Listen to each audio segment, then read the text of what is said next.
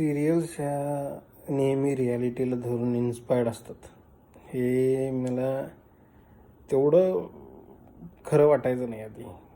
कारण मी प्रत्येक सिरियल जे काय मराठी असतील, हिंदी असतील किंवा सगळ्या ज्या भाषांमधल्या ज्या सिरियल असतील XYZ, त्या सगळ्या सिरियलमध्ये प्रत्येक वेळेला काय असतं की हिरो आणि हिरोईनच्या आयुष्यामध्ये 1760 लफडे असतात. काही ना काहीतरी प्रॉब्लेम असतो. सासू सोन्याचं भांडण, सोन्याचं सासूशी भांडण, किंवा त्या दोन कपलमध्ये काही व्यवस्थित नसतं, किंवा जनरली त्या हिरो हिरोईनमध्ये काहीतरी व्यवस्थित नसतं.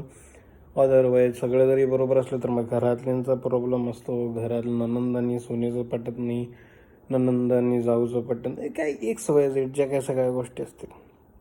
मग जनरली ह्या सगळ्या मला गोष्टी पहिला फक्त नेहमी असं वाटायचं की जेव्हा कधी मी माझ्या घरातल्या लेडीजबरोबर कधी असं जाता येता कधी तर होतं आहे ना की बाबा आपण बसलेलं असतं आणि त्यांचा कार्यक्रम TV 7 नंतर चालू असतो आणि त्यावेळेला आपण बघतो की अरे बापरे, हिनं तसं केलं, तिनं असं केलं आणि तसं झालं, मग ही इतक्या वेळेला मेली, इतक्या वेळेला बाहेर काढली, इतक्या वेळी ह्याचं लग्न झालं, सगळ्या फलाना ढेमखाना.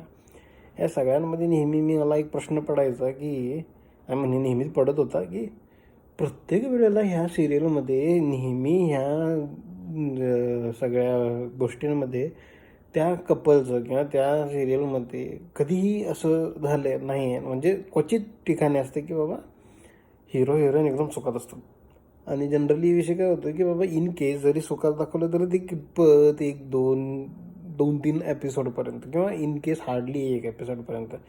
एक एपिसोड झाला की त्यानंतर परत त्यांचे लफडे चालू होतात, परत काही ना काहीतरी प्रॉब्लेम होतात. हे सगळं मला आधी वाटायचं की हां, हे किती वेळेला बघावं त्यावेळेला ह्या सिरियलमध्ये हीच लफडी चालू असतात, बघावं त्यावेळेला ह्या सिरियलमध्ये हेच प्रॉब्लेम चालू असतात. आणि माझं लग्न झालं.